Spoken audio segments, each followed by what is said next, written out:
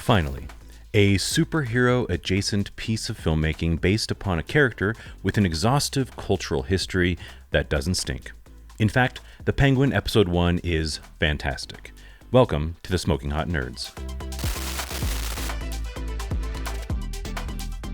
Now, first of all, I'm not a movie critic or a movie reviewer. I'm a filmmaker.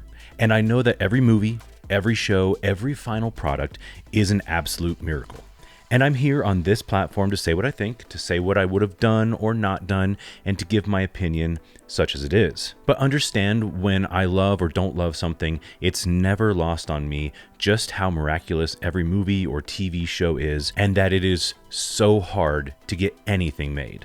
Not to mention how hard it is to get something great made, which is why I really love The Penguin. Let's get a little nerdy. The Penguin's first episode is beautifully shot. The Batman movie, the world in which we're living, had a fantastic look thanks to the large format cameras using vintage and vintage-inspired lenses.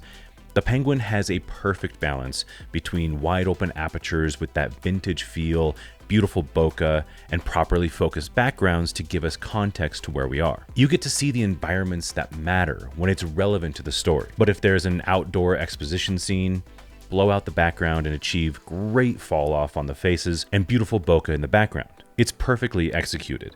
Cinematographers that worked on Game of Thrones, The Handmaid's Tale, and Perry Mason bring a lot to this show, and their use of the ARRI Hero lenses create incredible moments that just add to the complexity of this show's look. On an extra nerdy level, it's also shot at times in anamorphic but distributed in DCI 4K, which creates a slightly wider field of view without having to go full anamorphic, so the show has a truly cinematic movie-like feel rather than that of a CW spinoff.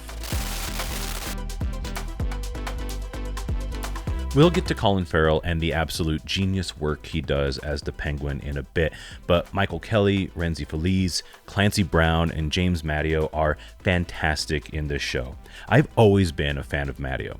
His Frank Bracante was the glue that held everything together in Band of Brothers, arguably the best miniseries HBO has ever put out, and unarguably the best war series ever realized.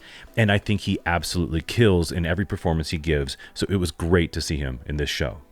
The most surprising and fantastic casting in the show, besides Colin Farrell, has to be Kristen Milioti as Sophia Falcone. She's like the soul and heart and power of Connie Corleone came back from the dead and assumed the place she should have. I thought she was amazing in Wolf of Wall Street and brought something seriously authentic, deep, and tragic to the role of Leo's first wife, and she's so good in The Penguin.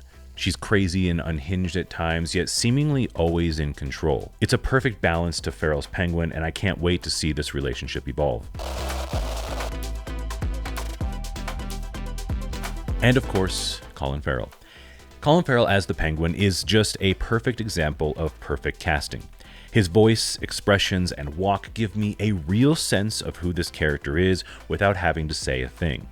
Farrell absolutely disappears, and granted he's under £1 billion of prosthetics and makeup, but it's so well done that you buy the character immediately, whether you've seen the Batman movie or not. The patented penguin waddle is given a real-world reason for being that turned out to create a subtly sympathetic character while also being revolting.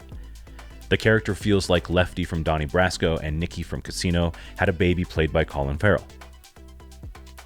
There's also real Tony Soprano-esque calculated level of intellect that shows itself through the entire episode.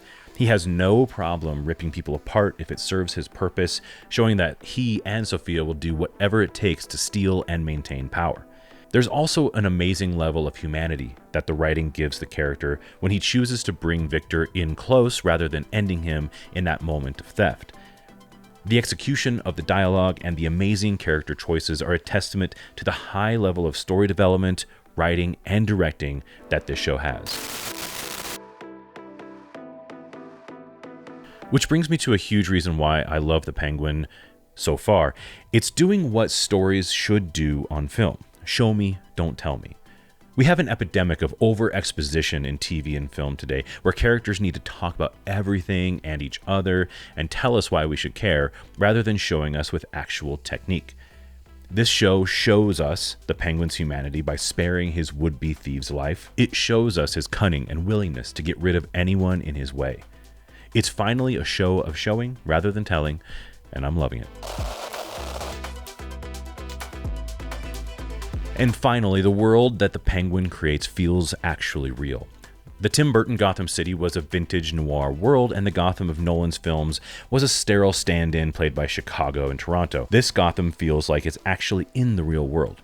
Now, that's always been my issue with DC cities. They feel like over-exaggerated versions of real places rather than real places.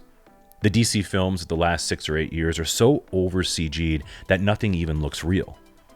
The Penguin's purple Maserati is a true-to-life Penguinmobile that makes sense for the character as he's rising in the ranks of the underworld. I don't typically notice Easter eggs and such when watching shows, but early in the episode we see a Burgess jewelry sign, a fantastic nod to the original Penguin, played by Burgess Meredith. We finally have a Gotham that actually feels like it could be a city in the United States. Well, that's what I think of the first episode of The Penguin, and I'd love to know what you think. And thank you to everyone who have liked and subscribed so far. I'm very, very grateful for you all.